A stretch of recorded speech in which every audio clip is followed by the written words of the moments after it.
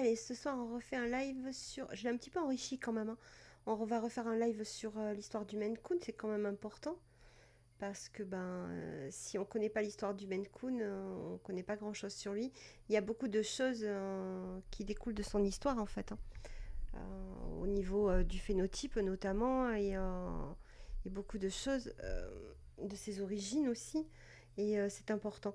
Alors c'est important non seulement pour des particuliers de connaître l'histoire du Maine Coon, mais c'est aussi important pour des éleveurs, parce que quand on est éleveur et si on ne connaît même pas l'histoire du Maine Coon, au final, on est mal parti parce que l'histoire du Maine Coon raconte beaucoup de choses sur sa morphologie et sur son caractère. Donc on va démarrer, donc bonsoir à toutes et tous, même si on n'est que toutes les trois, c'est pas un problème. Ce soir je vous amène dans un voyage entre les embruns de l'Atlantique, les bibliothèques anciennes et les greniers des vieilles fermes du Maine. Le Maine Coon, ce chat majestueux, fait aujourd'hui partie de nos foyers, de nos concours, de nos cœurs, mais connaissez-vous vraiment son histoire? Marie-Antoinette et moi, il y a un air, t'es méchante. Ah, le live est restreint à nouveau. C'est incroyable. Bon, sur les deux comptes, c'est restreint. Je pense qu'on va migrer vite fait, bien fait.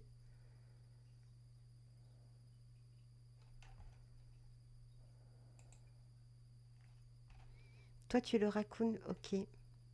Je sais pas. C'est vraiment, je pense qu'on va basculer sur YouTube. Je me posais la question pour aujourd'hui, mais je pense qu'on va y basculer la prochaine fois. Vous voyez, vous? Il y a Amazing Grace qui nous a rejoint.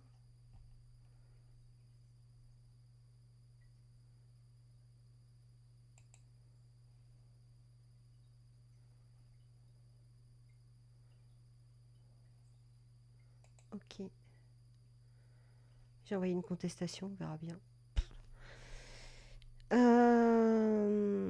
Donc je vais vous emmener entre les embruns de l'Atlantique, les bibliothèques anciennes. Bah super si tu vois. Parce que je pense que ça va le faire toute la soirée. Ça va être hyper pénible pour moi. Mais bon, pour vous, si vous voyez rien, c'est plutôt pas mal. Donc je vais vous emmener entre les embruns de l'Atlantique, les bibliothèques anciennes et les greniers des vieilles fermes de l'État du Maine, hein. Le Maine Coon, ce chat majestueux, fait aujourd'hui partie de nos foyers, de nos concours, de nos cœurs. Mais connaissez-vous vraiment son histoire? Entre mythes de marins, fuites royales, concours oubliés et sélection patiente, nous allons remonter le fil du temps. Et peut-être ce soir entendre le miaulement d'un souvenir venu d'ailleurs. Installez-vous confortablement, le voyage commence. Et ça va commencer par le plan, tout d'abord. Donc, on va avoir l'introduction qu'on vient d'avoir. Ensuite, on va parler des origines floues entre légende et poésie avec le mythe du raton laveur, les Vikings et le Skoggat, Marie-Antoinette, le capitaine Clough, Axel de Fersen, mais la région de Squam Island. Il te manque des pop-corn? Super. C'est pour la fin. On va parler des ports, des fermes, de l'isolement, de la version plausible en fait de la naissance de cette race, le rôle des chats embarqués aussi. Dans une quatrième partie, on verra ce que la nature a sculpté, la science et l'adaptation en fait. Le Maine Coon n'a pas été inventé, il a été reconnu en fait, hein. Et ensuite, on verra la trace dans les archives, les premières mentions écrites du Maine Coon, ce qui est écrit et ce qui est vécu. Ensuite, la reconnaissance, le déclin et la renaissance de la race. Et ensuite, le miroir, le Maine Coon comme un miroir et totem. Et il y a une autre partie qui s'est rajoutée entre-temps, le Maine Coon et le cinéma. Ça me semblait plutôt marrant. Et ensuite, il y aura une petite conclusion pour terminer tout ça. Donc le Maine Coon, c'est l'une des plus anciennes races de chats naturels nord-américaines. Et ça, c'est à noter, hein. C'est une race naturelle, pas créée par l'homme. Il est originaire de l'État du Maine, aux États-Unis, où il est le chat officiel de l'État, évidemment. On le surnomme le chat-chien ou le Gentle Giant. Donc il appartient au groupe de ce qu'on appelle les chats de forêt, qui sont tout ce groupe des chats de forêt sont des races naturelles, non touchées par l'homme, hein. Donc voici deux photos de Maine Coon dans leur état naturel. Un sous la neige. Et l'autre, c'est un chat de 1970 à peu près, 75.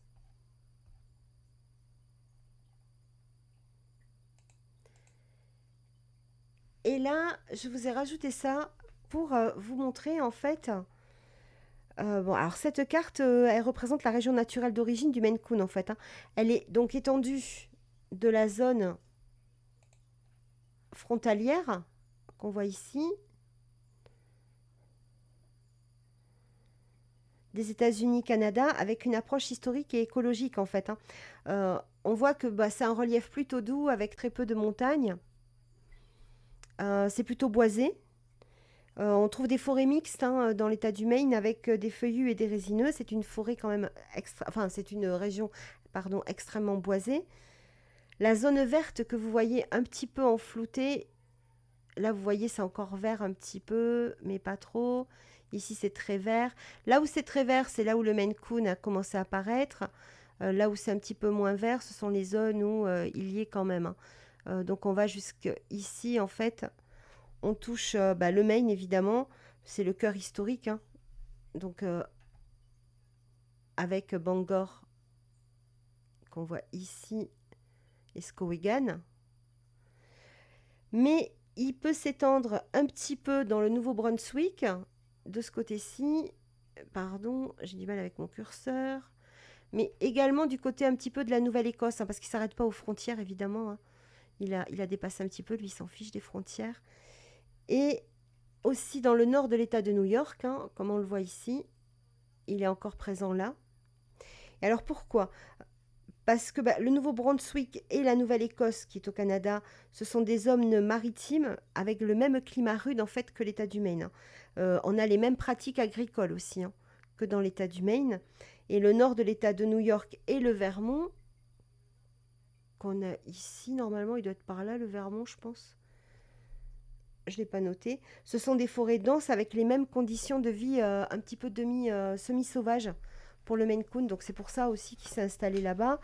Ce flou volontaire, en fait, souligne que l'origine du Maine Coon, c'est pas un point fixe, hein, mais un territoire écologique, surtout de survie féline.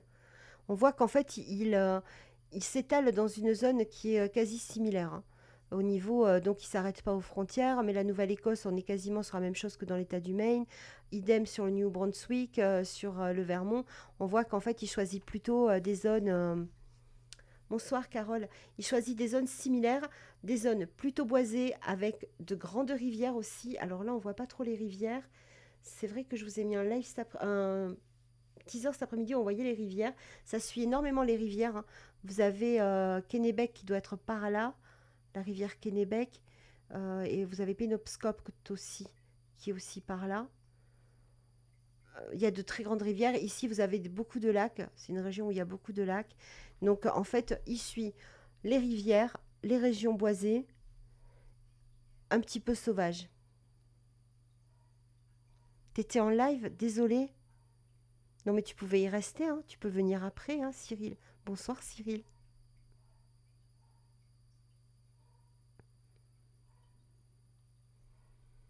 Ben, il y a Christelle, ça y est, j'ai retenu. Tribu des poilus, Nathalie. Tribu des poils, Christelle. Je vais avoir un bon point. Vous voulez que je vous recommence la carte ou ça va? C'est Carole qui l'a dit à Cyril. Oh,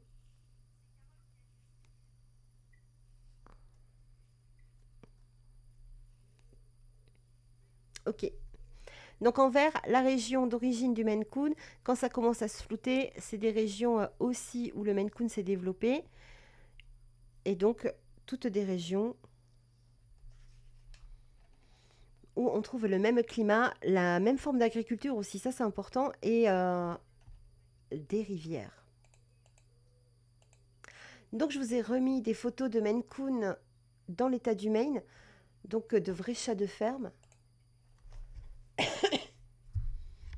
Ah Cyril, t'es arrivé trop tard, on s'est déjà fait contester, hein.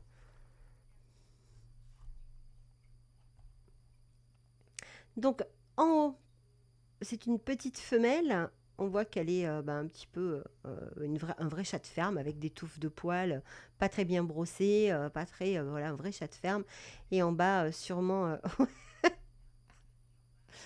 ouais, non mais il m'aime, je crois qu'il m'aime beaucoup. Et là, on voit sûrement un chat à l'automne avec sa fourrure qui commence à se préparer ou au fin d'automne. Plutôt, à mon avis, à l'automne, hein, vu l'état des branches. Puis c'est pas possible que ce soit l'hiver parce que l'hiver, c'est pas du tout. Je remets la photo, l'hiver, c'est plutôt à ça, la photo du haut, que ressemble l'état du Maine.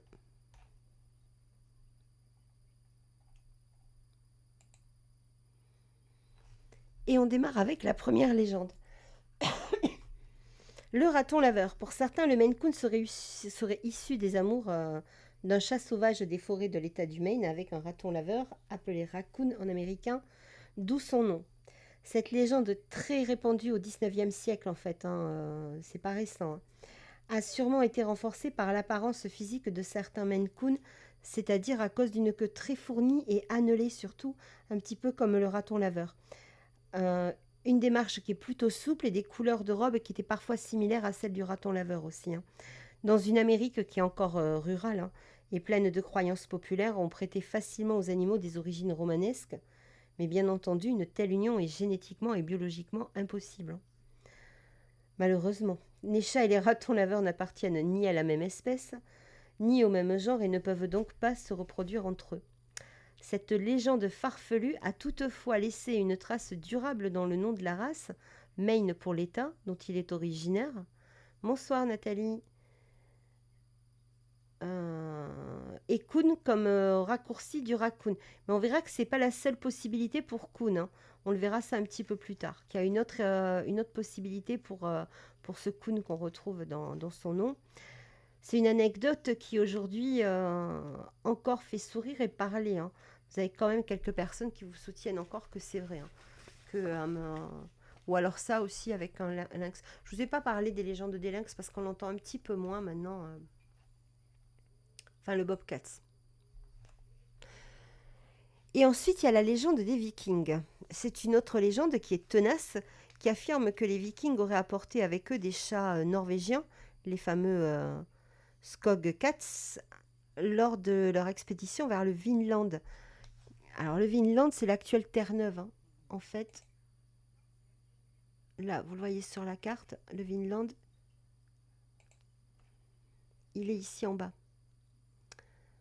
Mais en fait, c'est surtout là qu'on va retrouver des traces d'un village viking. Enfin, je vous en reparlais. C'était donc vers l'an 1000. On sait que les Vikings voyageaient avec des chats qui étaient utiles contre les rongeurs et très respectés dans leur culture, hein. Des sépultures scandinaves, notamment en Norvège et en Islande. Attention, hein, je dis bien en Norvège et en Islande, ont bien montré des restes de chats enterrés avec des humains. Preuve de leur rôle affectif et symbolique auprès des Vikings. Dans la mythologie nordique, la déesse Freya est même tirée par deux grands chats. La voici. Donc on voit que on voit bien que les chats sont très importants dans la culture viking. Là, vous avez d'autres photos de l'Anse-aux-Méduses et ce qui reste actuellement, on peut le visiter encore, hein, du village viking à Lance de Midos ou Lance-aux-Méduses, hein. On peut dire les deux, hein. Mais attention, attention, à ce jour, on n'a aucune preuve archéologique qui n'atteste de la présence de chats domestiques nordiques dans les vestiges de l'anse de Midos. Seule colonie vérifiée des Vikings en Amérique du Nord, hein. On n'a pas trouvé d'autres traces de Vikings en Amérique, hein. Il n'y a qu'à cet endroit-là. Donc c'est à Terre-Neuve, hein. C'est quand même à des milliers de kilomètres du Maine, hein. Ça aussi, il faut le noter, hein. Les distances ne sont pas du tout les mêmes aux États-Unis que.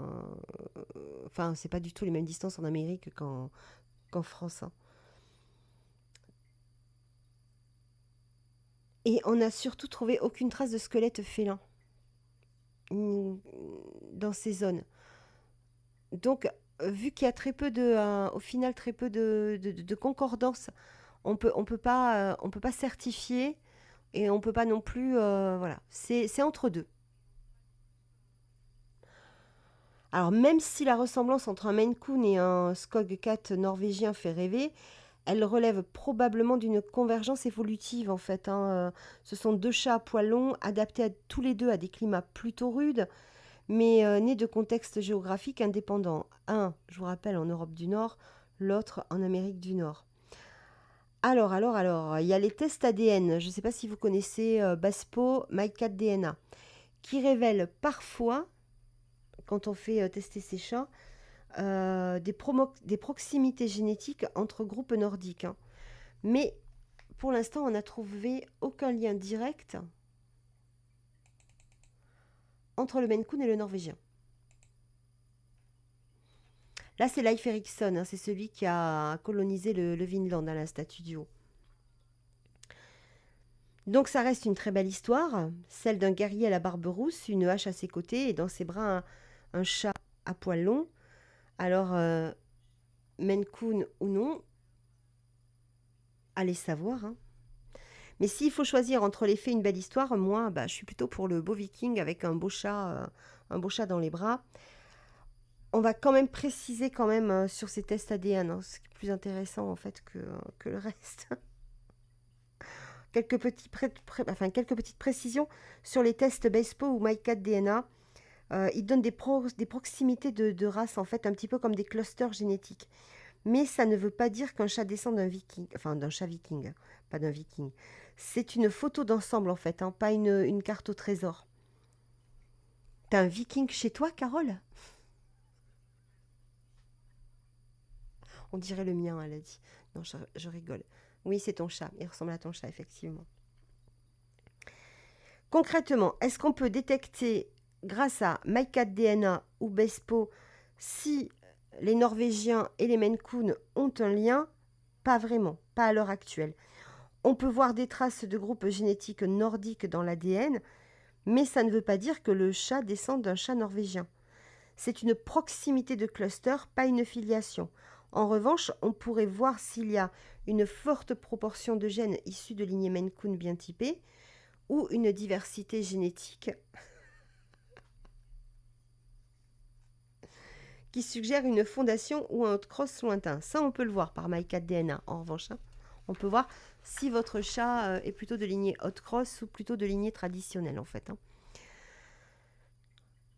Certaines éleveuses que je connais ont fait tester leur chat avec MyCat-DNA notamment.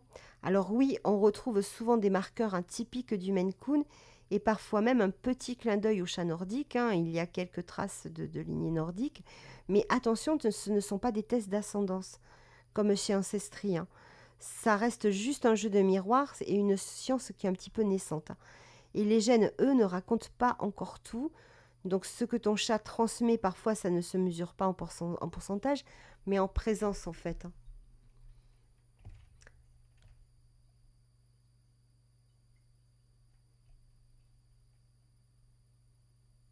Je vais laisser le viking parce qu'il y a plein de gens qui arrivent à cause de la photo du viking, je pense. C'est plus intéressant. Donc le viking qui ramène un chat Maine Coon, c'est peu probable en fait, hein. Ils ont été chassés, il faut le savoir, par des Indiens en fait, hein, les Skellings. Ils ont abandonné la colonie assez rapidement. Donc il faut se poser la question pourquoi là aussi, pourquoi ils ont abandonné aussi vite. On va remettre le viking puisqu'on parle d'eux, pardon. Ils ont abandonné la région assez vite. Ils auraient laissé les chats sur place selon ce que certains sites vont vous raconter. Il faut savoir qu'on est à des milliers de kilomètres de l'état du Maine, que c'est une région hyper sauvage, qu'on est en l'an 1000, donc peu de chances que... Bonsoir Karma. Peu de chances que que le Norvégien ait survécu en fait. Elle est quasiment même nulle. Donc on va abandonner la légende viking, même si c'est dommage parce que ça aurait été fort sympa. On repart sur Marie-Antoinette, le capitaine Klaus, Axel de Fersen et le mythe royal du Maine Coon. Alors on repart sur l'histoire de... L'histoire en fait, elle se base... C'est assez étonnant d'ailleurs, hein. Elle se base sur ce livre, hein. L'histoire elle part de ce livre. C'est un livre Maine Maestet qui a été publié en 1919 par, attention à mon accent, le Maine Writers, oh, ouais, c'est bon, par un club d'écrivains de l'État du Maine. C'est bien comme ça en français aussi, hein. Et notamment, c'est un conte tiré de ce livre qui a été écrit par Maud Clark Gay, qui raconte l'histoire de Rosalind Clough, qui est la fille d'un capitaine de bateau, Samuel Clough, qui était armateur en fait à Wiscasset dans l'État du Maine. Ce dernier aurait préparé sa maison de Squam Island. La voici. Oui, vous pouvez tapoter autant que vous voulez, hein. Oh, merci Nat pour le cœur, c'est trop gentil.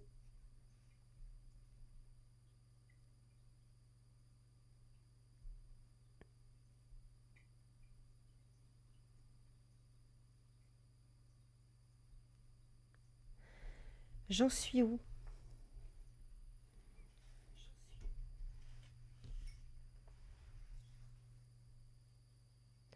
La maison de Wiscasset.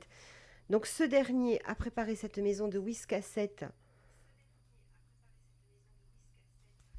pour... Il y a un écho, je suis désolée. Vous entendez un écho, vous? Moi j'ai un écho horrible. Oui, merci. Ouais, là c'est bon? C'est l'écho qui me perturbait en fait. Oh, on n'entend plus rien. Enfin moi j'entends plus rien en tout cas. Donc cette maison a été préparée pour accueillir une passagère très spéciale qui n'était rien de moins que Marie-Antoinette. Bonsoir Hello. La reine de France, en fuite pendant la Révolution, aurait secrètement planifié son exil en Amérique, mais le destin en a décidé autrement comme on le sait, puisqu'elle fut capturée et exécutée avant d'avoir pu embarquer. La rumeur veut pourtant que ces 6 chats angora turcs confiés à Axel de Fersen, qui est, soit selon les versions, son allié fidèle, et pour d'autres, hop, voici Axel de Fersen et Marie-Antoinette, hein. Donc la rumeur veut que Axel de Fersen ait récupéré les 6 chats angora turcs de Marie-Antoinette, qu'il ait bien pris la mer à bord du navire Tzesali qui était commandé par le capitaine Clough. Ces chats auraient débarqué seuls avec un lot de meubles et des objets personnels qui étaient destinés à meubler la maison de Squam Island. Donc la maison de Squam Island, la voici, c'est une photo récente. Enfin récente. Tout ça était destiné, donc les meubles, les objets personnels pour la reine pour vivre dans cette maison. Selon la tradition orale, ils auraient trouvé refuge, les chats, on parle des chats, sur la côte est du Maine, se mêlant aux chats rustiques locaux, les petits bad boys de l'état du Maine. Ce croisement improbable aurait donné naissance à une légende, et qui sait, une légende à poil long. Ce que dit l'histoire, en revanche, si on se penche un petit peu... Oui, oui, c'est une rediff. Enfin, c'est une rediff. Parce que le premier live, je pouvais pas partager l'écran. Donc, on refait celui-ci. Comme ça, on a un beau truc pour pouvoir mettre en replay sur la chaîne YouTube. Voilà l'explication. Karma. Ce que dit l'histoire. Ce texte de 1919 ne parle pas de chat. Il raconte l'histoire d'un capitaine, de sa fille et d'un plan d'évasion royale avorté. Ce que dit la famille Clough, encore à l'heure, enfin, les descendants de la famille Clough, ils auraient détruit tous les journaux de bord et manifestes du capitaine parce que le capitaine n'arrêtait pas de raconter cette histoire. Donc ça les perturbait, ils en avaient un petit peu ras-le-bol et du coup ils ont tout jeté, ils ont tout déchiré et jeté à la mer. Donc on n'a aucune trace en fait au final du manifeste. Ce qu'on sait, c'est que le bateau était bien hacké en France à peu près à cette époque-là parce qu'il avait ramené du bois et qu'il est reparti. Alors, si les seuls témoins, finalement, c'étaient les chats eux-mêmes. Imaginez-vous la scène. Des chats effrayés, 6 chats angora turcs effrayés, tapis dans les cales, habitués à vivre normalement au château de Versailles ou dans la royale fermette de Marie-Antoinette, se retrouvant jetés sur le rivage du Nouveau Monde, qui est plutôt froid, hostile. Ils se retrouvent libres, seuls, porteur d'une mémoire royale et donne naissance à de merveilleux petits Kouns. Pour renforcer le tableau, on a un tableau peint par Jean-François Garneret, qui était un peintre royal, qui représente son fils, Ambroise de lui, tenant un chat à fourrure dense au port altier. On dirait un Maine Coon, n'est-ce pas, et pendant longtemps, hein, on a eu comme quoi c'était un Maine Coon sur ce tableau. Pourtant, le tableau date de plusieurs décennies avant qu'on parle de cette race.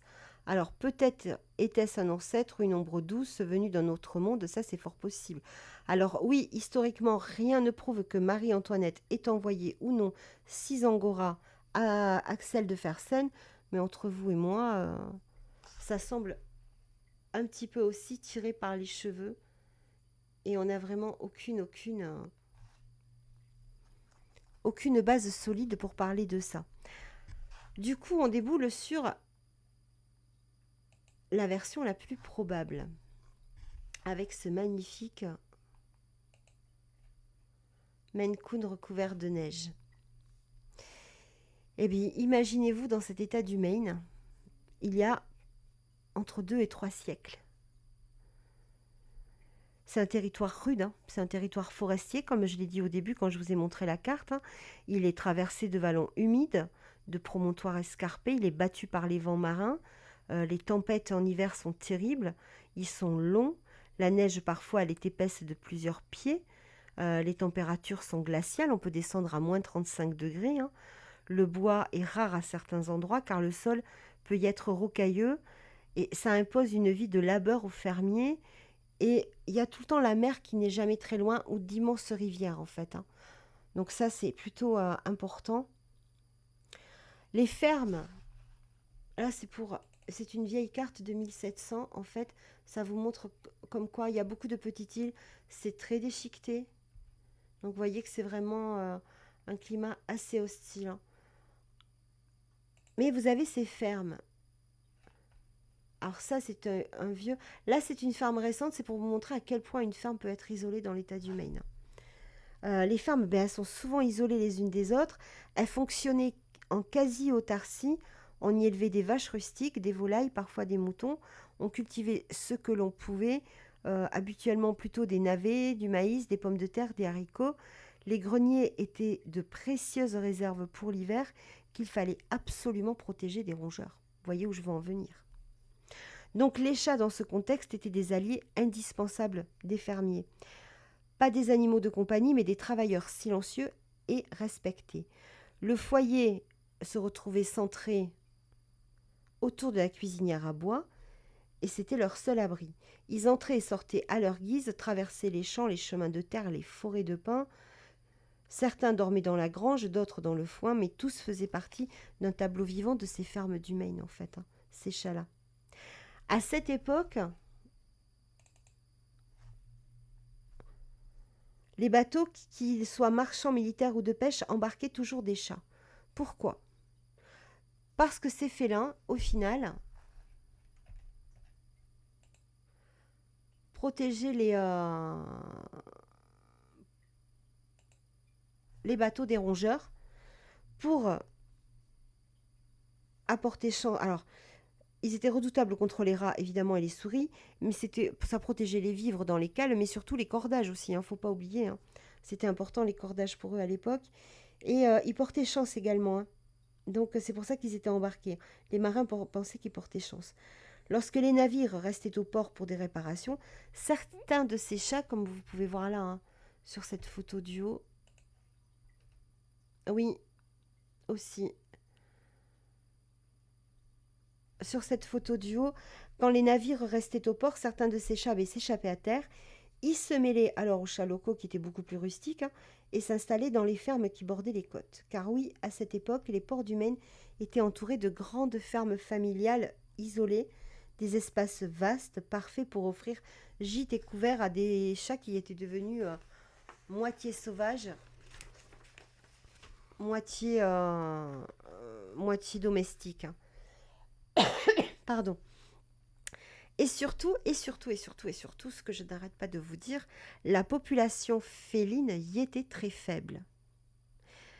Et dans ce contexte d'isolement naturel, chaque chat avait un poids génétique important. Les croisements étaient limités, les lignées moins brassées qu'en ville ou dans des ports internationaux. Cela signifie que lorsqu'un chat portait une mutation avantageuse comme une fourrure à poils beaucoup plus dense, des oreilles beaucoup plus fournies ou des doigts surnuméraires, comme la polydactylie, cette caractéristique avait beaucoup plus de chances de se transmettre et de s'ancrer dans la population locale. Donc si le Maine Coon en tant que race s'est développé, en tant que race naturelle, s'est développé, c'est justement parce qu'il y avait très peu de chats locaux dans l'état du Maine. Et ce détail est crucial. C'est ainsi que sans intervention humaine, un type félin distinct a pu émerger naturellement, une sélection invisible mais efficace, dictée par le climat, d'une, par le besoin et l'environnement. Et on a vu apparaître un type de chat à partir de là, qui était un félin robuste. Je vous remets des photos. Décidément. Donc c'était un félin robuste, taillé pour des hivers rigoureux, à la fourrure longue, aux oreilles touffues et à la queue en panache. Un chat si différent qu'on l'a baptisé dès cette époque-là le Coon Cat. Une autre légende renforce cette origine, celle du capitaine Coon. C'est ce que je vous disais au départ, qu'on verra que Coon, ça vient soit de Raccoon, soit du capitaine Coon, ou on ne sait pas trop. On ne sait pas si c'est un capitaine Coon ou un mousse de navire qui s'appelait Coon, qui était passionné par les chats angora et persans et qui en avait beaucoup, car ils étaient très en vogue en Angleterre à cette époque-là, faut le savoir, c'était l'une des races dominantes. Il aurait voyagé avec ses chats sur son navire et lors d'une escale dans le Maine, certaines de ses femelles se seraient échappées et les chatons issus de ces portées mixtes auraient été si remarquables et si singuliers que les gens du coin les auraient appelés les Coonscat en hommage au capitaine ou au mousse. Cette combinaison de facteurs, en fait, le climat rude, l'isolement géographique, la rareté des chats sur place, a offert au Maine Coon un terreau parfait pour qu'il s'y développe. Dans une zone plus densément peuplée comme New York ou d'autres régions, le pool génétique aurait été dilué. Mais ici, au contraire, certaines mutations, comme la polydactylie, ont pu apparaître et perdurer. Des doigts supplémentaires qui donnent à certains Maine Coon de véritables petites raquettes qui étaient bien utiles dans la neige au final. Et en fait, qu'est-ce qui a permis aussi qu'il se fixe aussi facilement? C'est son tempérament qui était dès l'origine doux et sociable. Donc, allié à son adaptabilité qui a permis sa survie dans les fermes du Maine, il était ni sauvage ni fragile et il a conquis les greniers, les foyers et bientôt les podiums et les expositions. Le Coonscat était né. On est vers 1700. Là, je vous ai mis des photos d'Angora et de Persans qui sont, vous voyez, 18e siècle. 19e pour celle-ci. Pour vous montrer que c'est pas les Persans et les Angora que nous, on a aujourd'hui. C'est complètement différent. Donc, vous pouvez voir quand même le lien par rapport quand même au Maine Coon. Il y a quand même un lien. Parce que c'est vrai qu'on n'imagine pas trop, mais il y a quand même un lien. Oui, non, ça n'a rien à voir. Oui, quand tu prends de vieilles photos, alors surtout les persans, moi j'ai pas mal de vieilles photos de 1900 de persans, ils ont un museau. Et ils sont. Alors les Angora et les persans se confondent.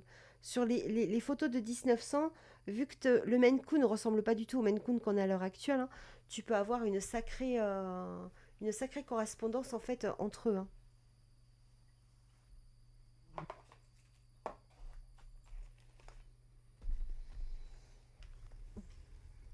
Et vous avez en dessous,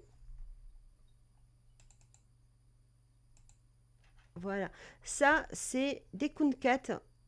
Alors j'ai pas réussi à dater. On voit pareil que ça ressemble pas du tout aux Maine Coon qu'on voit. Ce qu'on voit, c'est qu'ils sont grands. Ça, on voit qu'ils sont grands et robustes. Ça se voit. Alors, ce que la nature a sculpté, puisqu'on sait maintenant qu'ils viennent des bateaux et d'un mélange de chats amenés soit par les navires, soit de chats déjà résidant sur le territoire du Maine, qu'ils ont survécu dans un climat plutôt rude. Ouais, c'est des Européens costauds. Bah, lorsqu'on observe un Maine Coon, chaque détail de son anatomie raconte une histoire d'adaptation à son climat et au milieu où il vit. C'est un chat qui est modelé non pas par les mains humaines, mais par les contraintes réelles de son environnement.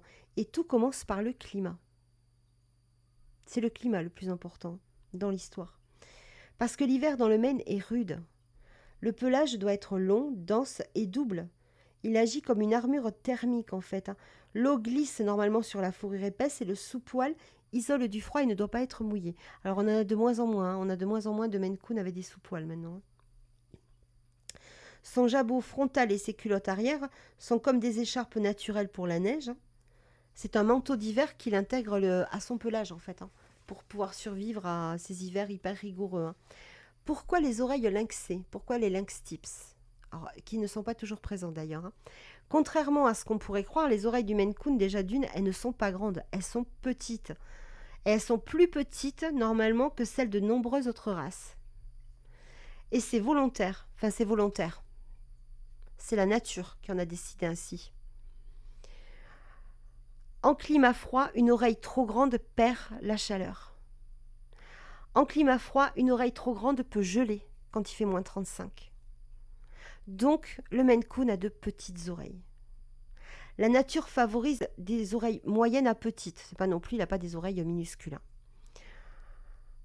La base doit être large, elle est souvent ornée de lynx tips, c'est-à-dire les petits poils, là, les petits pinceaux de poils que vous voyez au bout de ses oreilles, car elle protège l'extrémité de l'oreille pour empêcher la neige de s'accumuler et de geler. Pour ça que je vous dis que c'est super important. Ça, j'ai rajouté Karma, par contre, par rapport à la dernière fois, tu vois. Pourquoi? C'est pareil, les pattes larges. Il a une carrure robuste et normalement, alors ça c'est pareil, on voit de moins en moins sur les Maine Coon actuels, mais un Maine Coon normalement a une largeur de pattes impressionnante. Et si vous voyez de vieilles photos des années 70, on peut encore le voir. Les pieds du Maine Coon sont larges, parfois écartés, avec des touffes de poils interdigitaux. Ça, par contre, c'est obligatoire. C'est ce qui lui permet de marcher dans la neige sans brûler ses coussinets. Autant les lynx tips aux oreilles ne sont pas obligatoires, autant ceux des pattes sont obligatoires. Et en fait, c'est des raquettes. Pourquoi il a les pattes larges? Parce que c'est des raquettes naturelles qui l'aident à marcher sur la neige ou dans la boue. C'est une région très boueuse aussi. Oui. Et certains sont polydactyles. Déjà à l'époque, ils peuvent avoir jusqu'à 6 doigts par patte. C'est un atout supplémentaire pour être stable sur la neige aussi. Alors comment la polydactylie a-t-elle perduré dans ce climat et dans cette région?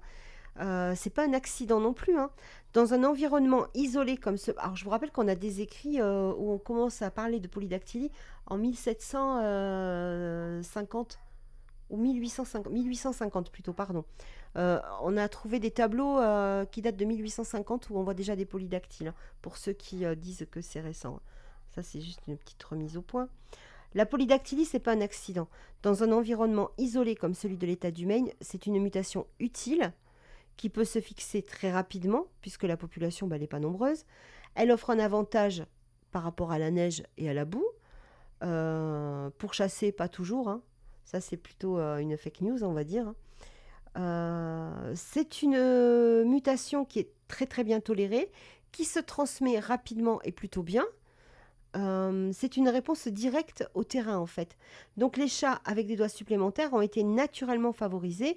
On trouvait ça rigolo en plus dans les fermes et on avait tendance à les privilégier aussi. Je vous rappelle qu'en France, il y avait énormément de chats polydactyles au Moyen-Âge qui ont été éradiqués par l'homme. C'est pour ça qu'en Angleterre, ils ont été mis en avant alors qu'en France, on les a éradiqués. C'est voilà, deux croyances différentes, deux mondes, deux visions différentes. Et les habitants de l'État du Maine étaient un petit peu comme les anglo-saxons, de toute façon, et ont privilégié les chats polydactyles. Donc ils avaient des doigts supplémentaires, ils étaient naturellement favorisés. Et c'est pour ça qu'on retrouve de grosses lignées de Maine Coon polydactyles dans les fermes de l'État du Maine encore à l'heure actuelle. Et Darwin dans tout ça, vous me direz. On peut imaginer ce qu'il aurait pensé. Le Maine Coon est un parfait exemple de sélection naturelle en fait au final. Euh, c'est un animal qui est non créé pour plaire, mais en fait qui s'adapte pour survivre. Il est le produit d'un territoire, d'un climat et d'un isolement. C'est un félin que la nature a modelé, désigné pour durer et que les humains, en fait, au final, n'ont fait que nommer plus tard. Le Maine Coon n'a pas été inventé, hein. Ça il faut le retenir. Le Maine Coon a été reconnu par l'humain, mais il n'a pas été inventé. Ce chapitre invisible, celui du vent, de la neige, de la pierre et du bois, il est inscrit dans chaque poil, chaque oreille, chaque patte du Maine Coon. Il nous rappelle que certaines beautés naissent sans plan, sans standard, seulement d'un environnement et d'une chance. Et d'une chance assez incroyable. La palette de couleurs historique du Maine Coon, hein, ce qu'on trouvait à l'époque, hein, les couleurs dominantes, attention, préparez-vous, ça va peut-être couper. Il y avait du blanc, du noir, du bleu, du raid, du crème et en robe du tabi. Les couleurs qui étaient rares, mais qu'on pouvait quand même trouver. Du smoke, du silver, quelques chinchillas déjà, mais les chinchillas étaient vraiment exceptionnels. Conclusion, le Maine Coon est le fruit d'un mélange entre la nature, la tradition maritime, un climat rigoureux du Maine, l'air salin et l'attachement des marins en fait au chat ont façonné un chat robuste, doux, majestueux. Ce chat rustique et noble a vu ses qualités se renforcer par une sélection attentive et passionnée bien avant qu'on ne le reconnaisse officiellement. Ceux qu'on trouve encore aujourd'hui là-bas peuvent être considérés à juste titre comme des natifs. Ouais, maintenant je peux dire des couleurs, c'est déjà bien.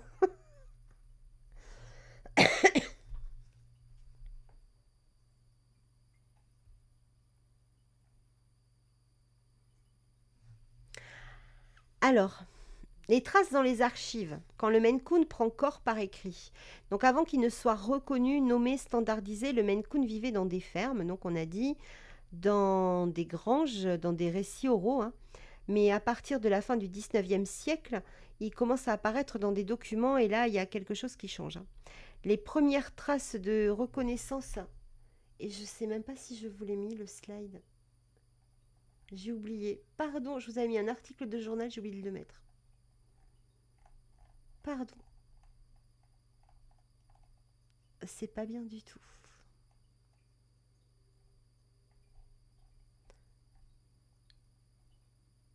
Ouais, non, je l'ai oublié. Désolée. Donc, les premières traces, on les trouve dans des journaux locaux, le Portland Transcript, hein, par exemple, qui publie en 1860. J'avais une photo de l'article, c'est pour ça que je suis désolée. On trouve des récits de concours agricoles et d'expositions où des chats de l'État du Maine, on les appelle comme ça, hein, dans les journaux, sont cités. Des prix sont remis à des animaux, alors tous ils sont tabis, à poils longs, avec une allure impressionnante. Hein. Ils sont déjà notés comme étant impressionnants au niveau gabarit. Hein. Alors, impressionnant au niveau gabarit, les couleurs diluées, euh, tu les as quasiment de suite. Je sais que le chat blanc, tu as des écrits qui disent que le chat blanc est apparu sur une île. Enfin, il a énormément progressé sur une île, il a été ramené d'une île et je pense que c'est pour ça qu'il s'est très développé.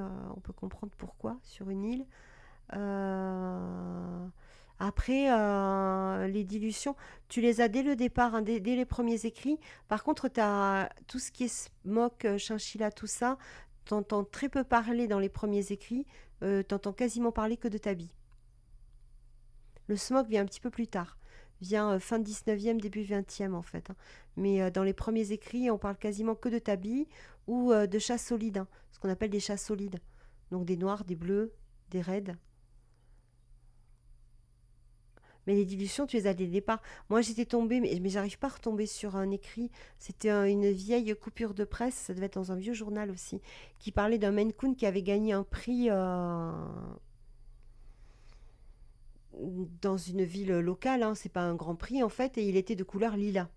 Donc ça, c'est très intéressant. C'est très intéressant parce que ça veut dire qu'il y avait du chocolat. Oui, parce que du lilas, il faut du chocolat.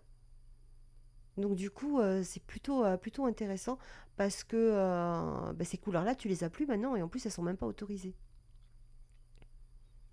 Bah, de toute façon, si c'est un mélange il faut réfléchir, il faut juste réfléchir avec un petit peu de logique. Si c'est un mélange de chats, enfin, venant avec les marins, avec des chats locaux, il faut bien vous dire que tu avais à peu près toutes les couleurs possibles, surtout que c'était des persans et des angoras, puisque enfin, majoritairement en Angleterre, c'était ces races-là. Non, on n'a plus ces couleurs, elles sont interdites en plus, Carole. C'est ça qui est assez étonnant. Ça, c'est en fait, quand ils ont refait le standard en 1969, hein. Je pense qu'ils ont mis certaines couleurs et pas d'autres. Et alors, je pense que c'était des couleurs isolées aussi. C'est comme l'histoire du seal point, hein. Le seal point, c'est un marquage au niveau de la tête, un petit peu comme les Neva Masquerade ah, j'ai perdu. Les secrets de Birmanie. On sait, et c'est documenté, vous pouvez aller voir sur Google, hein, il y a un Maine Coon qui est sorti, Seal Point, dans les années 1980, qui a vécu sa vie tranquille, hein. L'éleveuse, je ne me rappelle plus qui c'est, je ne sais même pas si c'est en France ou aux États-Unis. Oui, oui, c'est ça. Oui, ils ont enlevé le color point. Euh, Alors que tu as un chat Maine Coon né de parents Maine Coon, puisqu'il y avait des tests qui a été fait à l'origine, hein, et en fait c'était une mutation de novo. En fait, on appelle ça une mutation qui vient de nulle part. En fait, des gènes récessifs, c'est pour ça que c'est intéressant quand je vous parle de génétique. Vous avez ces gènes récessifs là qui restent quand vous avez un top 5 très élevé, et en fait, il suffit que vous croisiez deux chats qui ont des gènes récessifs qui sont là depuis très longtemps, et hop, boum, vous avez ce qu'on appelle une mutation de novo qui ressort. Donc vous pouvez avoir un seal point, un color point, pardon.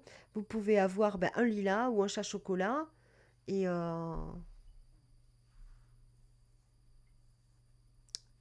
oui, il me semble qu'il y en avait en France, mais je n'étais pas sûre. Il y en avait un autre. Oui, mais ça sort régulièrement. Et je sais qu'il y en a un. Alors, il y en a un, c'est pas documenté. Alors, le Golden, ça, c'est une autre histoire.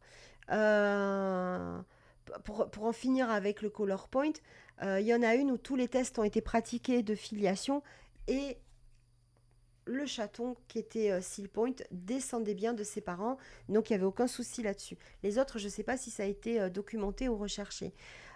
Pour le Golden, tu as beaucoup de Golden, de Maine Coon Golden quand tu vas dans les fermes. Quand tu cherches des fondations, tu peux facilement trouver des Golden, hein. Le Golden existe chez le Maine Coon à l'état, j'allais pas dire sauvage, mais à l'état de chat de ferme en fait, hein. Parce que tu as encore des Maine Coon qui sont des chats de ferme dans l'état du Maine, puisque c'est là que vont les éleveuses fondations récupérer des chatons. Et tu as des couleurs, effectivement, qu'on n'a pas dans la race et qui sont soit enlevées pour pouvoir coller au standard, ou ils sont pas sélectionnés, ces chatons-là. Et le golden, il y en a. Et il y a un chat golden en France qui a été reconnu golden par Alice Brisson, quand même, s'il vous plaît, qui est quand même une référence. Mais le golden est interdit au niveau du loft. Alors ça dépend. Il y en a qui disent que je sais pas qui c'est qui m'a dit que le Louvre refusait toujours le Golden. Et il y en a d'autres qui m'ont dit que non, que maintenant, du coup, à cause de ce chat qui est parti en concours, il l'acceptait. Vous avez d'autres questions sur les couleurs? Mais c'est intéressant, oui. C'est intéressant parce qu'on voit que c'est la main de l'homme, en fait, qui a choisi et autorisé certaines couleurs à survivre et d'autres pas. Je vais bouger là. Parce qu'en fait, je me demande si c'est parce que ça bouge pas que l'autre, il s'affole là.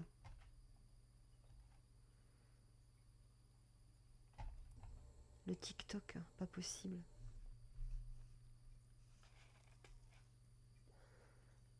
Bah, le problème, c'est que tu as des golden qui existent, on le sait. Surtout aux États-Unis, dans l'État du Maine.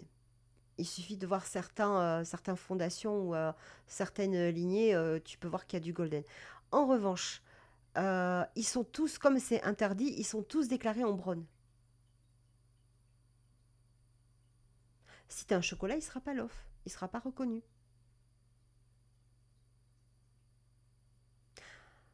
Moi, je suis pas sûre qu'il y ait eu. J'en ai pas parlé du Bobcat, mais moi, je suis pas sûre qu'il y ait eu vraiment mariage avec des Bobcats. Alors, oui, sur le Pixie. Et j'arrive pas à remettre la main sur cet écrit, hein. C'est vieux, hein. J'avais mis la main il y a longtemps sur cet écrit où il y avait un chaléa il y a au moins 5 ou 6 ans. C'est pas d'aujourd'hui que je lis des vieux trucs, hein, des vieilles archives. C'est vieux. Je lis de vieilles archives depuis très longtemps. Un vrai rat de bibliothèque, je vous dis. Mais j'arrive pas à remettre la main dessus. Et ça m'ennuie. Parce qu'en général, je garde et là, j'arrive pas à retrouver. Bon, entre-temps, j'ai changé plusieurs fois d'ordinateur, donc à mon avis, il a dû passer dans les limbes d'un des ordinateurs qui étaient morts. Bref, on reprend avec Portland. Donc, on a beaucoup de concours dès 1860, hein, où les Maine Coon sont déjà cités. On a des lettres aussi conservées par des familles du comté de Kennebec ou de Lincoln, où on trouve des transcriptions comme, par exemple, j'ouvre les guillemets, c'est une citation. Oui, oui, dans le Maine, tu vas dans le Maine, tu peux ramasser des Maine Coon à tous les coins, enfin, dans toutes les fermes quasiment. Mais ils sont non entrés dans les livres pédigrés. C'est eux qui servent à faire les nouveaux fondations, en fait. C'est ces chats-là. Mais oui, si tu veux des Maine Coon à des prix très abordables, tu vas. Bon, ça te coûtera des vacances dans le Maine, en fait. Donc, j'ouvre les guillemets. Notre vieille chatte Nanny, née de 3 portées différentes, chasse toujours aussi bien à presque 14 ans. Alors, ouais, la transcription est un petit peu... Sa fourrure est si dense qu'elle ne craint pas la neige de mars. C'est intéressant. Donc, ça veut dire qu'on a une Maine Coon qui est balèze, qui a une fourrure, mais moi, ce que j'appelle des popples, là, hyper dense, et elle a 14 ans. C'est intéressant. Elle chasse toujours, elle est plutôt en bonne santé. D'autres mentions viennent d'anciens catalogues de foires où l'on distingue parfois classe numéro 27, chat domestique, catégorie longue hair du Maine. On les appelait comme ça. Ces fragments peuvent sembler anodins comme ça, mais en fait ils sont essentiels parce que ce qui est écrit devient réel dans les yeux de l'administration. Ce qui est documenté peut être nommé, mesuré, jugé. C'est le passage d'un chat libre, d'un chat de ferme, à une entité reconnue. Et pourtant, ce que vivent les chats, ce qu'ils transmettent au-delà des mots, cela échappe toujours à un bout de papier. Les archives parlent, mais les lignées, elles se souviennent. Ça, c'est autre chose. Ce chapitre de traces écrites est donc un moment charnière parce que c'est là où le Maine Coon commence à sortir de l'ombre, en fait. En 1860, et on le verra un petit peu plus tard, le Maine Coon sort de l'ombre parce qu'on écrit sur lui.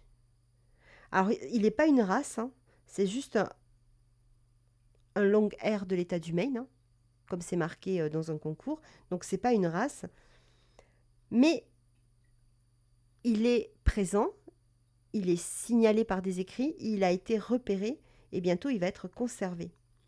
Et de là à la reconnaissance, il ne manque plus qu'une voix forte, et une voix très très forte. Je vous ai toujours dit, c'est un livre qu'il faut absolument avoir.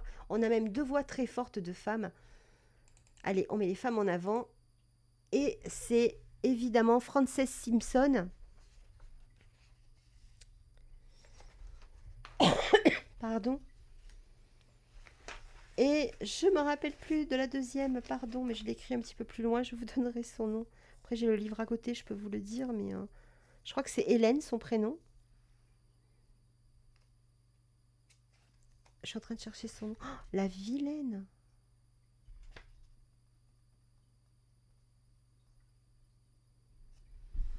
J'ai attrapé le livre, ça ira plus vite.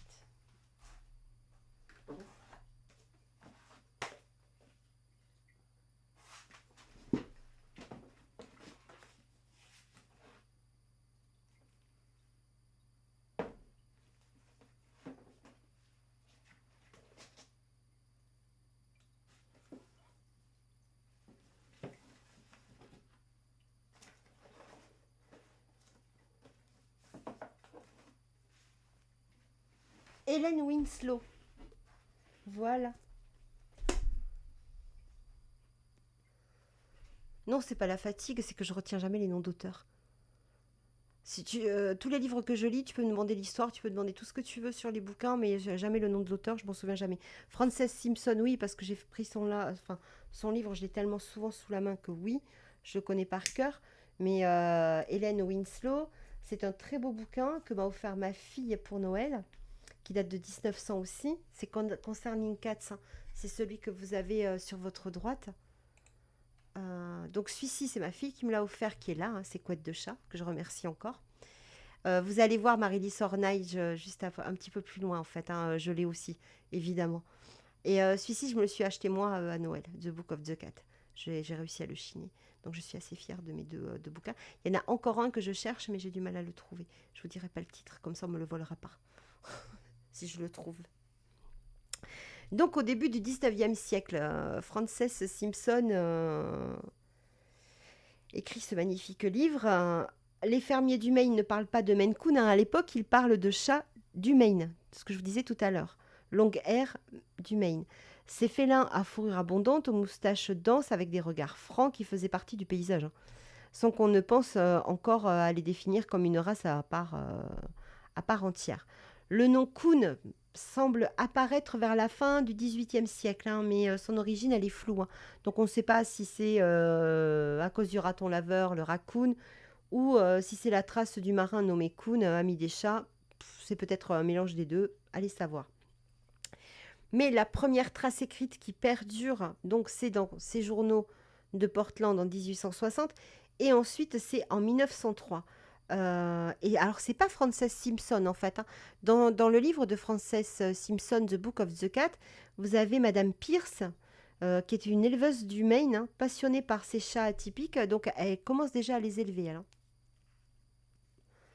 et à faire des concours avec. Mais c'est pas une race, elle présente ses chats de ferme en fait, mais elle les élève. Elle fait déjà de la sélection dessus, on va dire. Elle consacre un chapitre entier aux Maine Cats.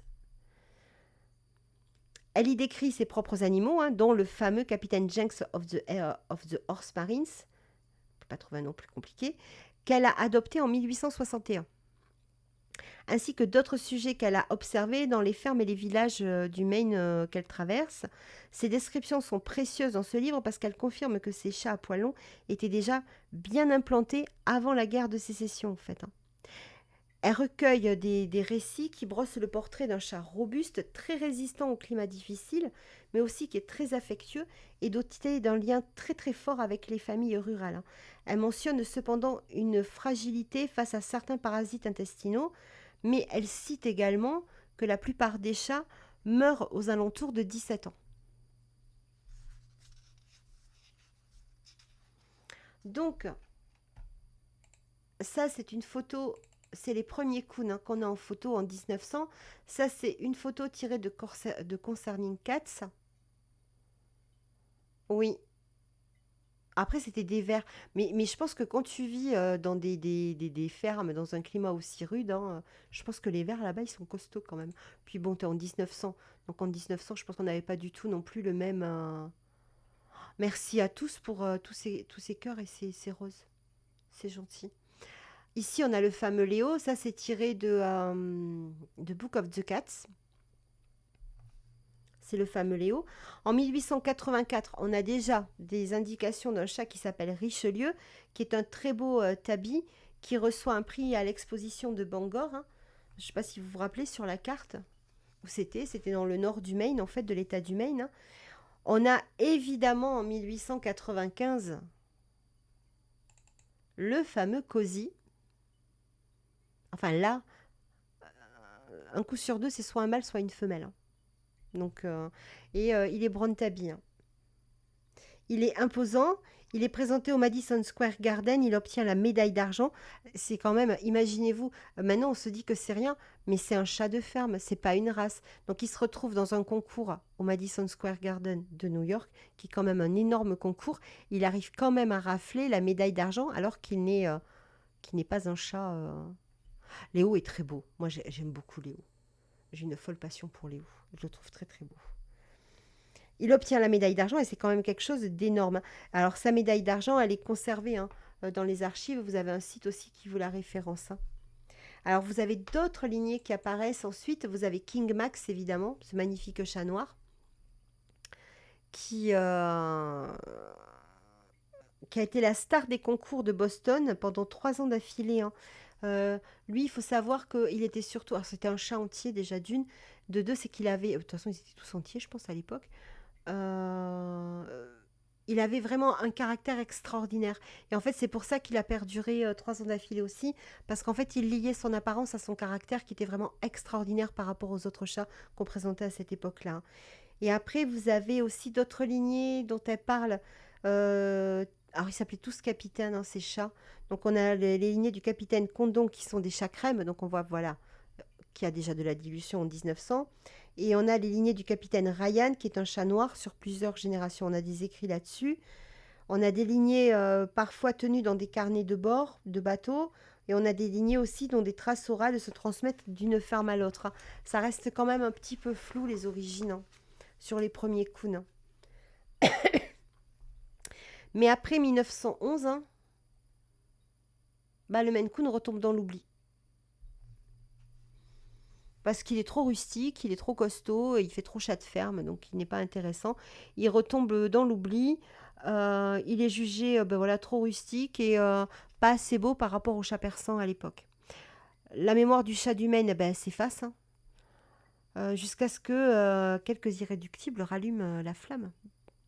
Donc au début des années 50, on a des passionnés, hein. On a Alta Smith et Ruby Dyer, et d'autres, hein, il y en a quelques-unes, mais je n'ai pas leur nom, qui se mobilisent, hein. Un premier standard est rédigé en 1956 par le docteur Rachel Salisbury, qu'on voit ici, qui était vétérinaire, hein. Mais ça prend pas. Et le chat retombe à nouveau dans l'oubli. Donc il faudra attendre en fait 1968. Et ces deux charmantes éleveuses, IDEO en haut, l'éleveuse d'IDEO en haut. Hop, je m'en vais avec vous. On a l'éleveuse d'IDEO en haut et Tatitane en bas. Il faut attendre ces deux éleveuses pour qu'elles relancent la race. On est en 1968. Elle crée la MCBFA. Décidément. Pardon. Je vais boire un peu, désolée. Elle crée la MCBFA, c'est la Maine Coon Breeders and Fanciers Association. Et leur mission, en fait, c'est de faire reconnaître la race à tout prix. Et c'est chose qu'elles vont arriver à faire en 1976, hein, pas avant. Pourquoi 1976? C'est parce que c'est là où le CFA va admettre le Maine Coon comme race, hein. Dans les années 70, ça je vous l'ai déjà expliqué plusieurs fois, hein, on a le Maine Coon qui traverse déjà l'Atlantique, hein, contrairement à ce que certains croient, parce que Madame IDEO, mariée avec un militaire, et ben en fait vient vivre dans une caserne en Allemagne, et c'est de là qu'elle va intégrer, enfin que des Maine Coon vont arriver en Allemagne et en Suisse, hein, vont être vendus en Allemagne et en Suisse, et il y en a beaucoup aussi qui partiront en Europe du Nord. Pas beaucoup en France, hein, quasiment pas. En 1981, le premier Maine Coon arrive en France, vous voyez, donc c'est quand même 11 ans plus tard. C'est Charlie de Silver Coon, qui est un mâle noir et blanc et qui... attention. Non, ça va, ça a l'air d'aller. Qui est un chat d'origine allemande, hein. En 1983, il est reconnu par la FIFE officiellement. Et le club français du Maine Coon est créé en 1987. Là, vous avez, mais je vous l'ai déjà montré, le premier standard du Maine Coon. Et ici, un Maine Coon pris dans son élément naturel, la forêt. C'est plutôt beau, hein. Un brown tabby évidemment.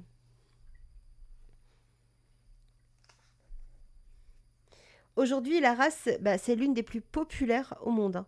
Mais ses racines, elles sont toujours là en fait, hein. Elles sont dans les ports, dans les greniers, dans les fermes balayées par les vents et dans le regard doré d'un chat qui a une toison sauvage, hein. Vous voyez qu'il est bien, bien fourni en poils, hein, ce petit Maine Coon. Mais en fait, la première mention littéraire du Maine Coon remonte donc à 1861 avec le chat nommé Captain Jenks of the Horse Marines, qui appartenait donc à la famille Pierce. Madame Pierce, qui donc dans un chapitre du livre de Frances Simpson, il décrit plusieurs de ces animaux, notamment qu'à mesure que l'on se rapproche des côtes de l'État du Maine, les chats à poils longs deviennent de plus en plus fréquents. Donc manifestement, ils seraient plus sur la côte qu'à l'intérieur des terres quand même, hein.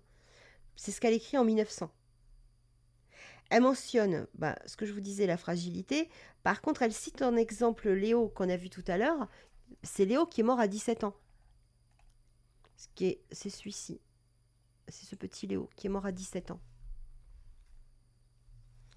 Il est né en 1884 et il décède en 1901. Dans les années 1860, les fermiers du Maine se réunissent et font l'éloge de leur chat. Ils sont très fiers.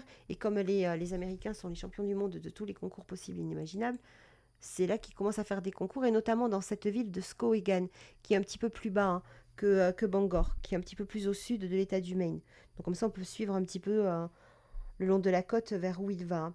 Mais c'est en 1895 donc que va gagner... je crois que je me répète là. Ouais, j'ai fait 2 fois le même chapitre, tout va bien. Mais le Maine Coon, son berceau, c'est le Maine. Comme on peut le voir ici. Ça, c'est tiré des archives du Maine Coon. Ouais, 17 ans. Du Maine. Donc là, vous voyez, elle date, je crois, des années... c'est pas marqué sur la photo, mais je crois qu'elle date des début des années 50, fin 1940, début des années 50, celle-ci, il me semble. Il y en a d'autres, j'en ai d'autres plus anciennes, hein, mais j'en ai pas mis.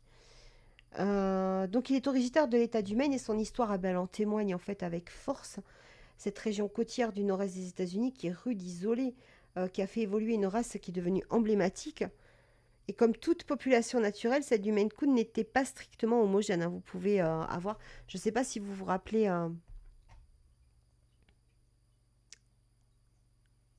Oui, c'est ça. J'ai lu 2 fois la même page, mais tout va bien. Non, c'est parce que j'ai eu un problème d'imprimante cet après-midi. Je pense que j'ai imprimé 2 fois la même page. Si vous regardez bien, on va repartir. Je vous les cherche. Hop. Vous voyez que les faciès sont pas non plus... c'est pas homogène. Ça, c'est des chats de l'état du Maine, en fait, hein. Vous voyez que c'est pas des faciès homogènes, mais du tout. On va repartir en bas parce qu'après, je vais être à la ramasse pour vous retrouver, pour retomber sur mes pieds. Parce qu'on va arriver à Marilis Ornage, qui est quand même un monument. Donc ils sont pas ils sont pas strictement homogènes. C'est pourquoi dès lors que l'on a voulu reconnaître la race officiellement, il a fallu sélectionner parmi cette population. Je vous rappelle que le top 5, ce sont des chats de ferme, hein. Ce sont des chats qui ont été cherchés dans des fermes. On a cherché des individus représentatifs, les plus beaux. On a défini un standard. Donc après, on a cherché des chats qui répondaient à ce standard, en fait, hein. Tout ça pour construire une race standardisée. C'est là que les nouveaux fondations et les hot cross entrent en jeu, parce qu'ils entrent en jeu en fait dès 1970, eux, hein. Contrairement, dès 1968 même. Pour Beth Dirigo, elle commence à travailler en 1968 des nouveaux fondations. On est proche du patrimoine génétique d'origine, hein, sur les nouveaux fondations et les hot cross. Ce sont des lignées qui nécessitent un travail rigoureux, car chez certains sujets, le type, vous avez vu les chats que je viens de vous montrer, on est loin de ce qu'on voit à l'heure actuelle chez le Maine Coon. Ces éleveuses, elles consacrent beaucoup de temps, de passion et parfois d'avoir dans une même portée une petite merveille, un vilain petit canard. Mais c'est précisément ce travail de sélection raisonné qui permet de préserver l'essence même du Maine Coon, en fait, hein. Ironiquement, aujourd'hui, vous avez très peu d'éleveurs de Maine Coon qui résident dans l'état du Maine. Ça aussi, c'est alors que c'est la région historique du Maine Coon. C'est un petit peu ballot quand même, hein. C'est regrettable parce que cette région, en fait, c'est le cœur battant du Maine Coon, au final.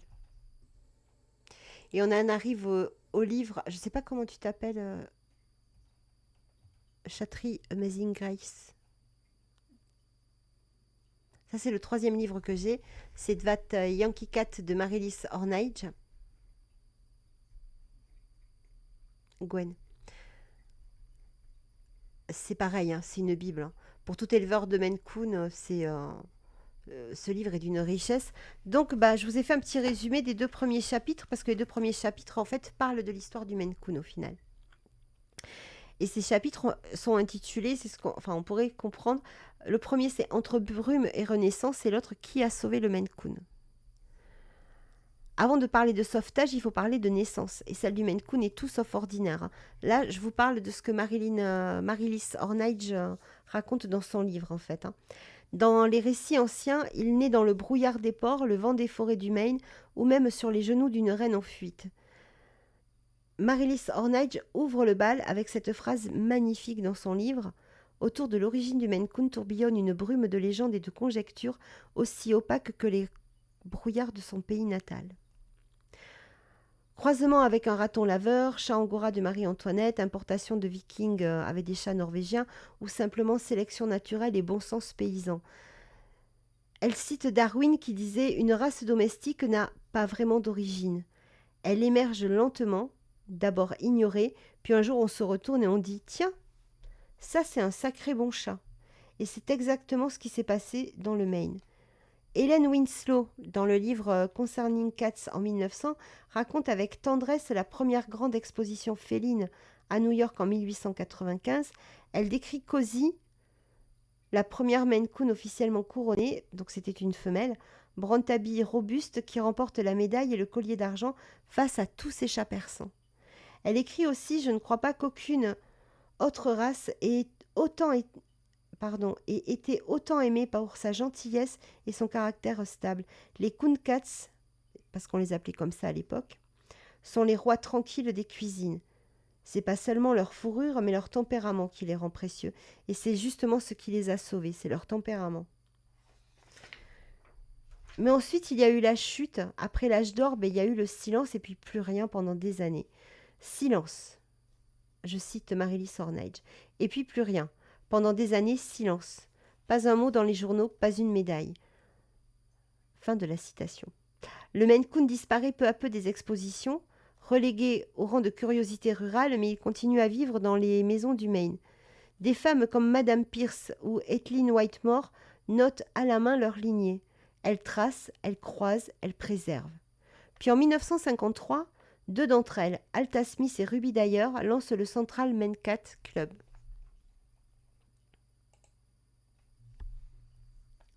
Elles organisent des expositions régionales et relancent la fierté du Maine. En 1956, un premier standard écrit est posé. En 1968, le MCBFA est fondé. En 1976, le CFA reconnaît enfin le Maine Coon comme une race à part entière. Et tu sais, ce qui a tout changé, une newsletter.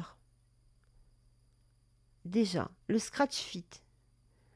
4 pages agrafées envoyées par la poste à des éleveurs, des pédigrés tracés à la main, des appels à l'aide, des voici mon mâle, regardez cette portée. C'est ça qui a sauvé la race. C'est des éleveuses qui se sont réunies, qui ont imprimé chez elles, qui ont tapé à la machine à écrire, parce qu'il n'y avait pas d'ordinateur, des toutes petites revues et qui envoyaient ça à travers tout le pays. C'est elles qui ont sauvé la race. C'est pas des juges, c'est pas un standard. Ce sont toutes ces femmes qui se sont levées et qui ont refusé d'oublier cette race et qui l'ont portée. Alors certes, elles auront commis des erreurs, comme on l'a vu dans plusieurs de mes lives, mais elles ont porté ce Maine Coon et elles l'ont porté devant. Et c'est ce qu'on voit dans le début du livre de Marilys. Ça c'est pareil, c'est un Maine Coon dans une maison dans l'état du Maine. Le Maine Coon, donc, il n'est pas dans un livre, hein, il naît dans le froid, il survit grâce à l'amour des fermiers, grâce à l'amour de ces femmes. Pourquoi s'attache-t-on tant à lui?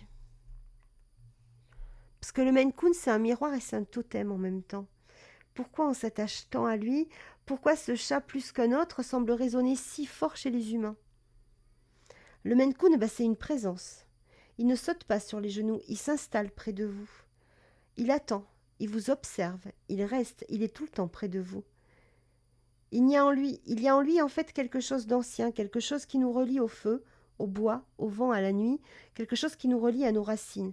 Sa taille impressionne, mais ce qui touche, c'est sa douceur. Son silence n'est jamais vide, il a un cri, il a un miaulement très spécial. Il est rempli de ce miaulement est rempli de ce qu'il a vu, de ce qu'il garde, de ses ancêtres, de ce qu'il offre. Le Maine Coon ne demande rien, mais il reste, il veille. Dans une maison, il est le gardien. Dans un élevage, il est une mémoire vivante, il symbolise un équilibre rare, une force sans brutalité, la présence sans la demande, la noblesse sans la distance. Il n'est ni roi ni esclave, il est compagnon, témoin et parfois reflet. Préserver ces lignées, préserver les lignées traditionnelles, préserver les lignées haute crosse et préserver les lignées de nouvelles fondations, c'est pas seulement préserver un type félin, hein, c'est honorer un trait invisible que la génétique ne sait pas encore nommer puisqu'il s'est construit tout seul, ce chat. C'est garder vivant quelque chose de profond, d'ancien, de silencieux et de juste. Préserver cette essence, c'est préserver ce que nous avons de plus ancien en nous. Et si le Maine Coon nous touche autant au final, c'est peut-être parce qu'il nous raconte, sans parler, ce que nous, on a oublié. Nos racines. Alors j'ai écrit ce passage, je vous explique vite fait, je ne me rendais pas compte, oui. Lundi, j'ai dû faire opérer ma plus vieille femelle de plusieurs... Je vais pleurer, je suis désolée. Euh, Dimanche, elle a montré une masse très très vilaine au niveau des tétines. Donc lundi matin, on est parti en urgence chez le vétérinaire et en fait, elle était remplie de tumeurs cancéreuses, hein. Et j'ai écrit ce passage juste après l'avoir cherché après son opération. Tout va bien, on a tout retiré, donc normalement il ne devrait pas y avoir de soucis derrière, hein, je vous rassure tout de suite. Euh, mais ce qui m'a... là je vais parler pour ma paroisse, hein. La vétérinaire quand elle a vu arriver, elle me dit elle a 14 ans, on va lui faire plein de prises de sang. Parce que à 14 ans, ses reins doivent être fichus. On va refaire une écho vite fait avant l'opération. Et ce qui ressort, j'ai la prise de sang sous mes yeux en plus, enfin juste à côté de moi. La vétérinaire m'a appelé, elle m'a dit que tout le cabinet vétérinaire, bonsoir Valérie, était impressionné parce que cette chatte de 14 ans euh, a la prise de sang d'un chat de 5 ans. Elle m'a dit, elle est parfaite sur tous les curseurs. C'est une chatte haute crosse avec un pédigré, mais assez extraordinaire, avec un taux de consanguinité, mais tellement bas que ça en est magnifique. C'est pas moi qui l'ai produite, c'est Koun du Chassin qui l'a produite. Je les cite parce qu'il faisait un travail, contrairement à ce que certains diront, il faisait un travail formidable. Il faisait du très beau travail, et même s'ils étaient controversés. Et donc on lui a retiré toutes ces tumeurs cancéreuses. Là, elle se remet, et j'écris ce passage à ce moment-là, parce que Galatée, c'est une des premières femelles que j'ai eues, et c'est ma reine à moi. C'est voilà, c'est l'amour de ma vie, avec son copain Audi, qui est déjà parti, lui, d'un cancer également. À savoir quand même que quand j'ai demandé sa stérilisation, j'avais demandé que les chaînes mammaires soient enlevées pour pas avoir ce genre de soucis. Donc voilà, ne faites pas confiance à vos vétérinaires. C'est surtout là où je voulais en venir. Faites très attention à ça. Donc en fait, quand elle a été opérée, ils ont enlevé la moitié de la chaîne mammaire et pas la totalité. Et voilà, tout le cancer s'est mis sur le reste de la chaîne mammaire. J'ai décidé de vous faire une partie... merci. Je ne sais pas si je suis très touchante, mais voilà. J'avais deux âmes sœurs, j'avais trois âmes sœurs, j'en ai perdu deux déjà, des âmes sœurs animales. J'avais Léa qui était un Léonberg merveilleux, j'avais Oudi qui était mon mâle haute cross, même pas, c'était un mâle fondation, en fait c'était un mâle F5 qui était merveilleux, avec qui, voilà, c'est des animaux avec qui je suis extrêmement fusionnelle. J'aime tous mes chats, mais voilà, vous avez toujours des chats qui sont plus près de vous que d'autres. Euh, et alors j'espère qu'elle est repartie pour 10 ans de plus, hein. En tout cas, vu sa prise de sang et l'état de son cœur et de ses reins, je pense qu'on a un bon... maintenant, il faudra surveiller voilà, que la vétérinaire est bientôt enlevée. Mais voilà, Gwen a tout à fait raison, ne jamais faire confiance à un vétérinaire. Parce que je pense que si voilà, la chaîne mammaire avait été enlevée correctement, on n'en aurait pas été là ce week-end. Après, je vous avoue que c'est arrivé très vite, la grosseur, et c'est assez impressionnant.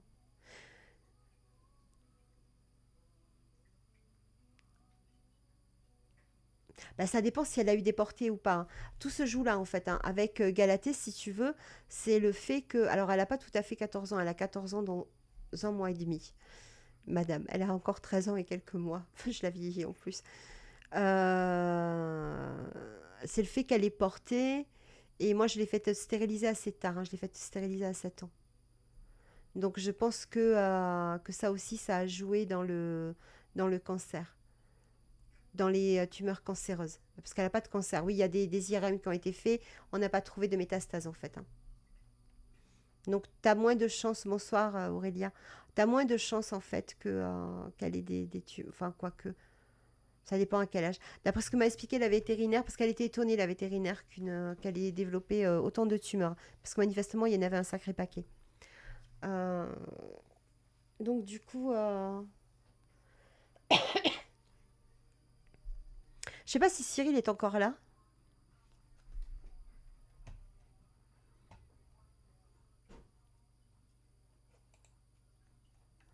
Je me suis posé la question tout à l'heure. Donc là, cimetière, je vous présente Cyril, hein, puisqu'à à chaque fois, je leur fais jouer des personnages. Donc là, on a Cyril, qui est Church. Il s'appelle Church dans Cimetière. Là, on a évidemment Couette de chat, qui dans Harry Potter s'appelle Mystaigne. Et ça, c'est moi. Parce que moi, je suis jolie, voilà. Oui, non, mais c'est pas grave. C'était juste pour te montrer que t'étais un vilain chat. Mais bon, après, t'as ressuscité, donc c'est plutôt pas mal. Donc, je vous ai rajouté une partie, le Maine Coon et le cinéma, parce que moi, ça me faisait. Ben, j'aime beaucoup le cinéma aussi. C'est peut-être pour ça. Donc, le Maine Coon, eh ben, il se contente pas de hanter les greniers du Maine, hein. Au final, il a réussi à envahir nos écrans. Il est silencieux, imposant, mystérieux, et il a crevé littéralement les écrans.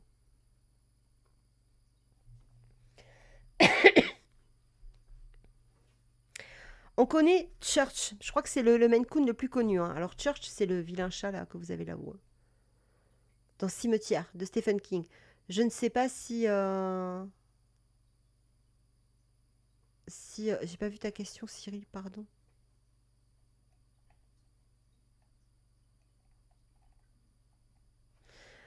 Je ne sais pas si il est revécu. S'il y en a certains d'entre vous qui lisent Stephen King, moi j'aime bien. C'est particulier, hein. Mais bon. Donc Stephen King, on connaît Church dans Cimetière, c'est un chat qui ressuscite, c'est un chat qui est inquiétant, hein, qui est filmé comme une présence limite surnaturelle, hein, dans ce film. Choix logique. Pourquoi? Parce que Stephen King est un natif de l'État du Maine. Il a choisi un Maine Coon pour incarner son message. La beauté peut aussi devenir un présage. Pour Stephen King, le Maine n'est pas seulement un décor, c'est une identité, une source créative, une terre originelle, hein. Depuis ses années universitaires à Orono, où il a trouvé ce paysage rural empreint de mystère et de villes isolées, le terreau de ses plus grandes histoires, hein, comme il a lui-même confié, se ressourcer dans ces terres où l'eau est encore douce et où les poissons nagent toujours, là je le cite, hein. Pour lui, l'état du Maine reste la plus belle manière de vivre. Dans ses récits, le Maine apparaît comme un lieu à la fois familier mais aussi inquiétant, où la frontière entre le possible et l'impossible s'efface, hein.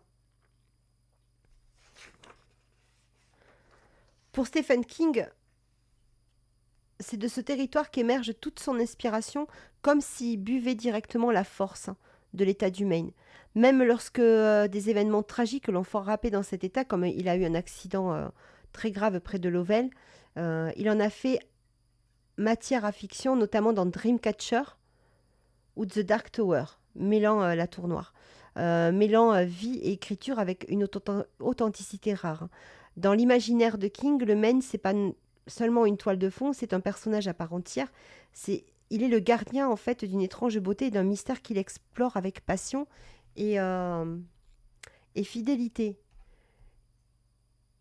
Et tous ces films en fait se basent dans l'état du Maine et donc c'était normal qu'ils prennent en fait un Maine Coon comme, hop, j'arrive pas à vous mettre la seconde, comme chat dans ces films. Premier Maine Coon qu'on trouve dans l'histoire du cinéma, c'est Peer Gynt en 1941. Alors j'ai pas trouvé j'ai eu déjà du mal à trouver la photo, mais j'ai pas trouvé grand chose sur le film, hein. Je l'ai même jamais vu celui-là, donc je pourrais pas trop vous en parler. On a The Vampire Lover, pareil en 1970, hein. On voit un charmant Maine Coon dans les bras de la charmante demoiselles. On a évidemment Cimetière en 1989. Alors, celui d'en haut, c'est celui de 2019. 1989, j'ai pas réussi à trouver de photos, mais en 1989, il y a eu deux cimetières qui ont été tournés, un en 1989, un en 2019. Là, c'est celui de 2019. Donc voilà, vous avez Cyril en plus grand plan. Vous pouvez admirer.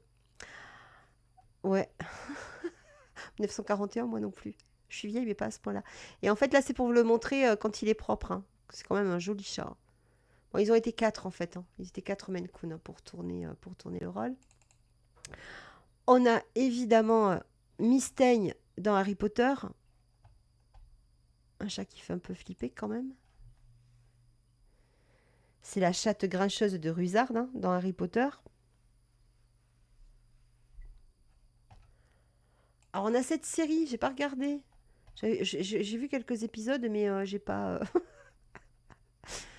j'ai pas regardé. Il y a Sex Education où on a, c'est une série je crois sur Netflix, où on a également un Maine Coon, mais j'ai pas trouvé son nom.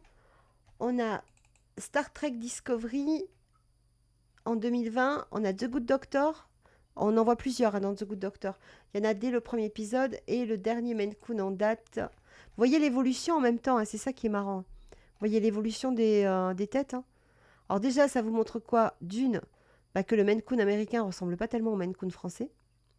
Oui, il y a Gillian Anderson dans Sex Education. Ouais. Pour ça, il faut que je le regarde. J'aime beaucoup Gillian Anderson. Donc on retrouve aussi donc Mystaigne, la chatte grincheuse de Ruzard dans Harry Potter. On trouve Goose, le chat extraterrestre dans Captain Marvel. On trouve Jonesy, le chat dans Alien, dont l'aspect rappelle aussi un Maine Coon roux. On a Orion, le chat dans Men in Black, qui sera un croisé Maine Coon, qui cache l'univers autour de son cou.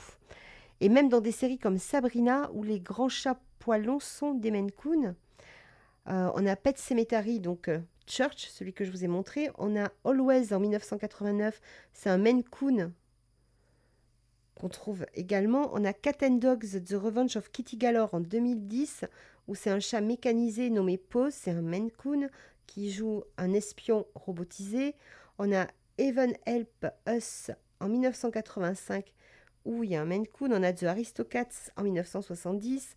On a Feline Detective Felidae en 1994. Star Trek Discovery dans les derniers. Spoiler léger, on a The Good Doctor, où vous le voyez dans le premier, vous voyez un Maine Coon dans le premier épisode et un petit peu plus tard.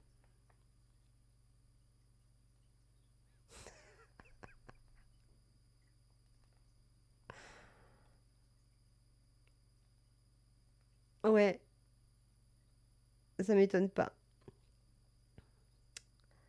Alors pourquoi je vous parle de ça? Bah, c'est pas un hasard. Le Maine Coon incarne à lui tout seul en fait un imaginaire total, une présence imposante qui n'a pas d'agressivité, idéal pour illustrer le message d'un chat gardien silencieux, un chat sauvage mais qui est en même temps magique, rassurant, qui est inquiétant selon l'ombre ou la lumière des films dans lesquels il tourne. Il consolide l'argument selon lequel le Maine Coon est devenu un archétype visuel et symbolique, porteur d'émotions, de mystère, et en même temps c'est un chat mystique. Puis je trouvais marrant de vous montrer toutes les images. Et on va terminer ce live par les différentes appellations du Maine Coon.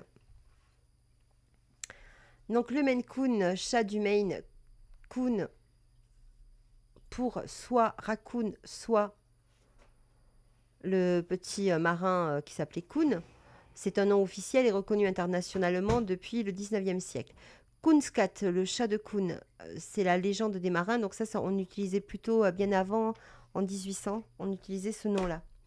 On a l'American Long Hair, le chat à poil long américain qui a été utilisé très longtemps. On trouve dans les années 70, hein, dans les années 70, on trouve pas mal de publications où on parle d'American Long Hair, hein, dans des magazines notamment, on trouve pas mal ce titre. Gentle Giant, je sais pas trop de quand date j'ai pas trop cherché en fait, le géant doux. C'est un surnom affectueux en fait pour décrire son gabarit et sa grande douceur. Le Snowshoe Cat, le chat à raquette, référence à ses grandes pattes qui sont parfois polydactyles. Hein. Le Shag Cat, ça va bien à Cyril. Church, chat à la fourrure hirsute. Ça, c'est pour signaler leur fourrure qui est extrêmement dense et très, très poilue. Le farm cat, le chat de ferme, évidemment. Et le chat raton, ça, c'est ce qu'on utilisait soi-disant plutôt en Europe. Moi, j'ai jamais entendu ce terme. Mais bon, ça, voilà. Ce sont les différentes appellations. Bah, je vous remercie d'avoir marché avec moi dans la forêt de l'État du Maine pour découvrir ce chat. Le Maine Coon est donc né du vent, du sel et du temps. Il est rustique, noble, doux et robuste. Il est le fruit de la nature et des hommes. Il est entré dans nos foyers sans jamais renier ses origines, et ça c'est important. Et ceux qu'on trouve encore aujourd'hui là-bas, dans les fermes isolées du Maine, peuvent être considérés à juste titre comme les derniers natifs. J'insiste sur le terme dernier natif. Mais ce n'est que le début, car on est quelques-unes à vouloir se battre pour ces derniers natifs. Car dans leurs pattes se cache bien plus que ce qu'on pense. Il y a des mutations invisibles, des lignées oubliées, des fondations vivantes. Mais ça, ce sera pour un autre live qu'on parlera de tout ça. Et la semaine prochaine, on repart avec la polydactylie. Et si ce n'était pas un hasard. Donc, comme la dernière fois, il sera en 2 parties. Je peux vous faire un rapide résumé, hein, les filles, avec les slides. Hein, ce ne sera pas aussi fourni, mais je peux vous faire un résumé rapide de ce qui s'est passé. Donc, la première partie portera sur l'histoire de la polydactylie, les gènes, comment les gènes se transmettent avec, moi, 2 choses qui m'avaient choquée quand j'avais fait mes recherches à l'époque, mais qui n'ont pas choqué grand monde, et pourtant c'était très très choquant, moi je trouve. Des études qui ont été faites en 2024 sur la polydactylie. Le second live sera sur toutes les formes de la polydactylie avec des radios et un... Oui, vas-y, Carole. Moi j'ai fini, de toute façon. Donc je peux faire un résumé aux filles si elles veulent, mais...